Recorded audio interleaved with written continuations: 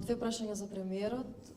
Господине Мицкоски, вчера рековте дека вашиот став за коридорот 8, односно за договорот со Бехтел и ЕНКА не се променил. Прашањето ми е како вашиот став не се променил ако во април 2023 во Бутел изјавивте дека тоа е најкриминален договор во историјата на Македонија, дури и покриминален од транзицијата.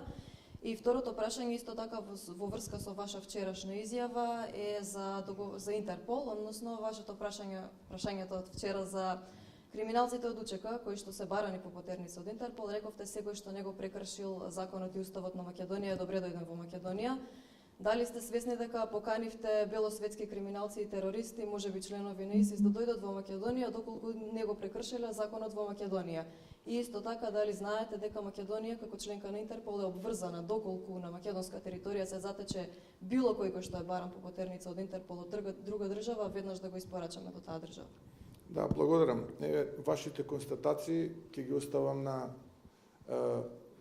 вашата новинарска слобода да констатирате, а сега ќе одговорам на вашите прашања. Мојот став поврзан со тој коридор и со таа сделка не е променет, јас до ден денеска истото го кажувам, но како одговорен политичар нема да дозволам да одам чекор назад од тоа што е веќе почнато, бидејќи на тој начин покрај 350 милиони евра кои што веќе се платени од страна на претходната влада како аванс, а не е ништо направено, имајќи го предвид тој криминален и антидржавен договор, ќе завршиме на арбитража, која што сигурно ќе изгубиме, и така ќе платиме уште нови 350 милиони најмалку долари и ќе дојдеме до цифра помеѓу 700 и 1 милиарда, а нема да добиеме ниту 1 километар автопат. И затоа ние одлучивме да засукаме ракави, да работиме, да помагаме колку можеме, да се задржиме во рамките на сумата која што е предвидена со договорот и да го изградиме овој проект. Тоа е разликата во она што го зборувам сега и тоа е разликата што она вие го интерпретирате. Иако да, мојот став е ист.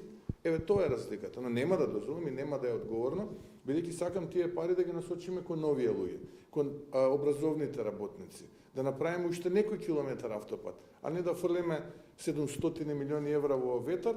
Зошто? Затоа што некој се однесувал неодговорно и несовесно. Еве ќе ви дадам еден пример.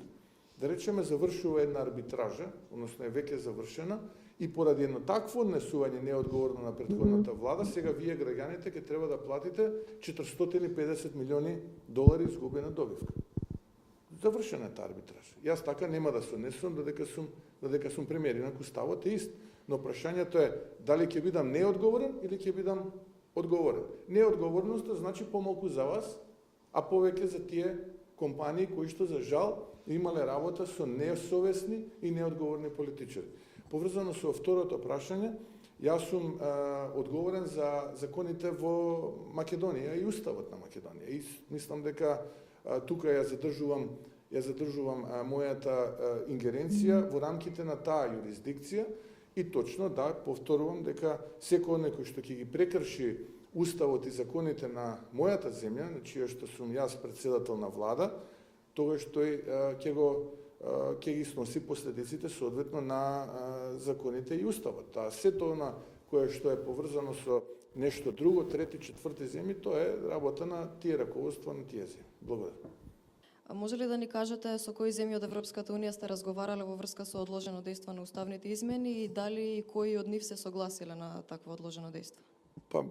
Мислам дека тоа сме го кажале и како влада, и јас лично, и не треба сега да се повторуваме за работи кои што веќе се кажани, но еве, ајде, во интерес на вашата љубопитност, ќе се навратам назад на мојата билатерална средба со канцеларот Шолц, ќе се навратам назад на мојата средба со председателот Макрон, ќе се навратам назад на мојата средба со председателката на Европската комисија господјата Урсула фон дер Лајен и така натаму и така натаму. Ви благодарам. Се согласиле?